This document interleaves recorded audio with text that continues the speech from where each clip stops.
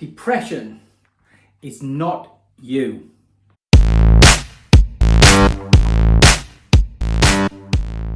Now, one of the most, destabilizing things about depression is that it strips you of your sense of who you are.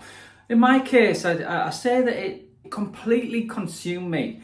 And I didn't recognize myself anymore in terms of my behavior, even the way I looked. I mean, it has a physical impact on you, and my ability to talk, my ability to feel any sort of joy or happiness was just gone. So it can really make you question your identity and who you are, and your whole sense of self can get lost completely in depression. So it can really kind of shake your sense of self, your sense of who you are, and the assumptions that you've always made about that. So one of the things I became very conscious of when I was coming out the other side of it was, who am I? Who am I? And so, for instance, I'd be wondering how much of me was depression, how much of that was something that was in me. How much of how I felt was down to my personality, and is it just who I am and how I am? How much of how I was feeling was down to the tablets that I was taking?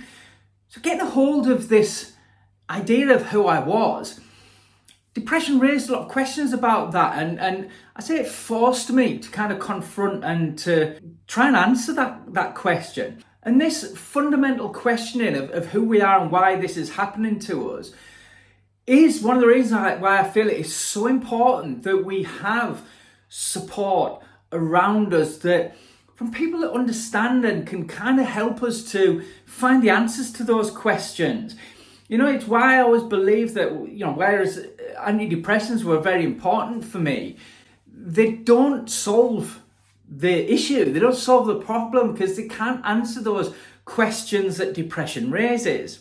So I believe it's very important that we do this work to discover who we are. And this is a lifelong work in progress. We're not this stable self that will always be a certain way, feel a certain way, act a certain way. And again, depression taught me that in a very kind of powerful way. We can see that the idea of who we are can be very influenced by so many different factors. So, experiences that we're going through, the environments that we're in, the people that we're with. I always refer to the fantastic lyric by The Verve from Bittersweet Symphony. I'm a million different people from one day to the next. And actually, that's all right. We can have contradictory parts of ourselves, and they can be encompassed within a whole that is us, is me. We can be brave and frightened. We can be strong and weak. We can be confident and vulnerable. And these things aren't necessarily flaws or faults, because they can all serve a function and can play a different role in different parts, in different circumstances, in different situations. So I can be quite chatty, you might have noticed. But so being loud and talkative wouldn't be necessarily a great quality if I was a librarian.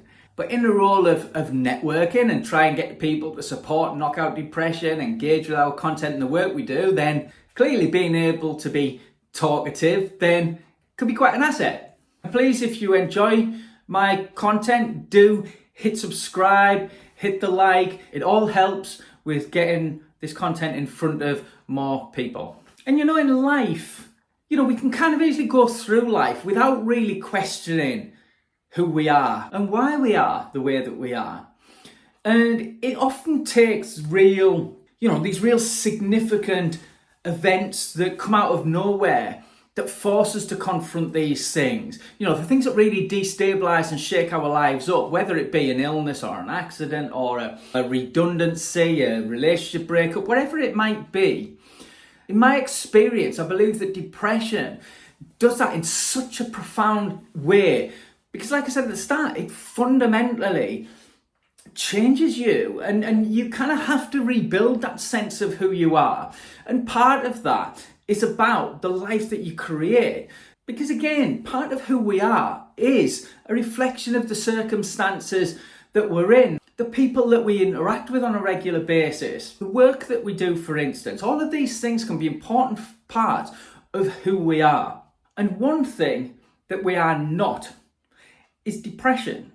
Now, when we are experiencing it, and I always make this point, it's something we experience, I use that terminology to highlight that it's not fundamentally part of who we are. It's something that we're going through, and it's an illness that we're going through. So we don't define ourselves by that, even though when we're going through it, it can consume us completely. And at that time, it can be very hard to get a grasp on that person that we were before we were going through depression. I mean, I always say that, right now I find it very hard to relate to that person that depression turned me into, night and day. But the flip side of that is that when I was in that state, when I was getting consumed by that illness, then I couldn't relate to this version of me. And it's almost like a switch in my head where, again, just two completely different people. But this is it. You are not depression. And you don't have to be defined by depression. I always give the example that, one of the stereotypes around depression is that it means that we can't cope with things. But subsequent to 2 episodes of depression, I went through a divorce and I wasn't depressed. I dealt with it. I moved on, adapted to the change and created a new life for myself. And this is it. While depression doesn't define us, what we learn from it and the changes that we make to ourselves and our lives because of it can define our lives. And they can define our lives for the better and make our lives better if we're open to doing that work, to learning what depression can teach us about ourselves and about the life that we're living. And it's very difficult to do when we're in the midst of it. And like I said, this is why I believe support and peer support as well from other people that kind of understand and get it can really help us with that. Depression is not a weakness, it's not a character flaw, and it's not you. I hope you enjoyed this video. Again, I'd love to hear your thoughts, your comments. What's depression taught you? What have you taken from the experience that has ultimately led to you living a better life and to knowing yourself better? If you would like help and support to help you through depression and to grow through the experience and to learn those lessons about yourself, please do check out the Knockout Depression program. There's details in the description. I'd be more than happy to answer any questions that you might have. And I know from experience that whilst depression can be the worst experience that you can go through, it can lead to a better life enjoyed by a stronger, wiser, more self-aware version of you. I can be quite mouthy, you might have noticed. Great.